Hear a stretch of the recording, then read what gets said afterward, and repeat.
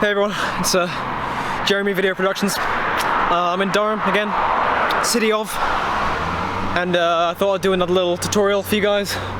Last time we did the Shadow Man, I can't see a Shadow Man this time, so I thought I could show you all how to check if your own house is haunted. Now, we can't do it with my house, obviously, so I thought I'd rent a little Airbnb. It's got 1 star, so there's probably something going on there.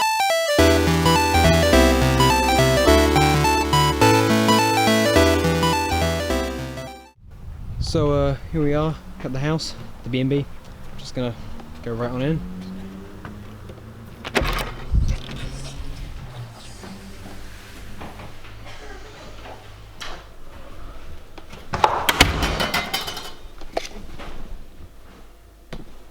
Okay guys, so I think in situations like this, what it's best to do is to explore the house 1 room at a time. Remember, we're looking for anything that might seem haunted or like an anomaly.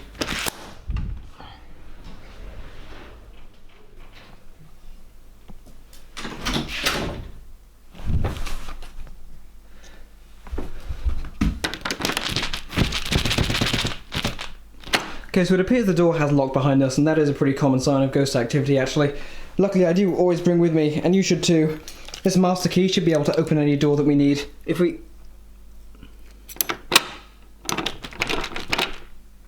So this is actually a pretty common example of ghost enabling architecture. It's a red flag if you have one of these in your home, and I really wouldn't recommend it. So what we want to do is look for anything that might be able to help us in this situation. Anything of interest. Okay, so this could be interesting. I have to see what's in here. This might be something that's haunting related, or this may be something that helps us stop the haunting. There's only one way to truly check. Okay, so I don't think that's going to help us. We're going to have to figure something else out. Now, upon reflection, if we remember what we learned about entities in my last video, they can only move if they're not being observed, and I think this door may be haunted by itself. So I'm just going to try looking away from this, and we're going to see what happens. Okay, so that appears to have worked. In my personal experience, I find this technique works about pretty much every time, 9 out of 10 times, but I think now we should probably check something that I'm sure you're all wondering about. So, what I think is going on here... Yeah, that's just as I suspected, unfortunately, so... What seems like it's going on is we're trapped inside an endless loop of corridors, so I think in situations like this with physical abnormalities, it's usually a good idea to ask the Mirror Man for help. So, oh yeah. This'll do. So if I turn the lights on here... now this is actually a very bad sign. It seems like Mirror Man has actually turned evil, so the house has turned the Mirror Man against us. Luckily, it should be fine, as long as you don't touch fingers through the glass with your Mirror Man, he's actually nothing it can do to hurt you. So unfortunately, this has been a bust. So the more I look around this house, the more I'm actually noticing some physical abnormalities. So like, for example, if you look closely, you'll see that every door is a numbered fire door. And if we look in this room here, yeah, see, that's far too many bathrooms for one house. That's not natural. Luckily, I think there is a tool we can use to determine what type of haunting we have.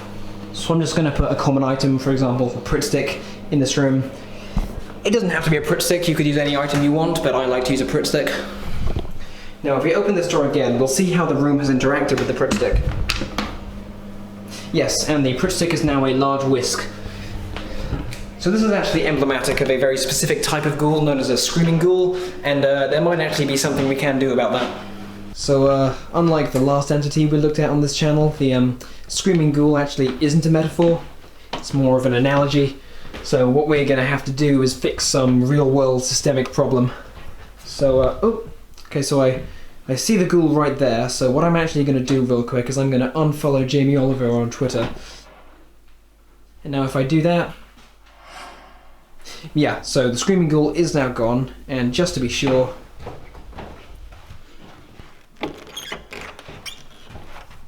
we can now exit, so I think that's been taken care of. Well, I think that about wraps it up, so thanks very much for watching. Please hit the bell icon and subscribe so you can be notified when I make my next video. I think it's going to be called What to Do If You Find a Ghoul in the Pool. Of course, it will only work in public swimming baths.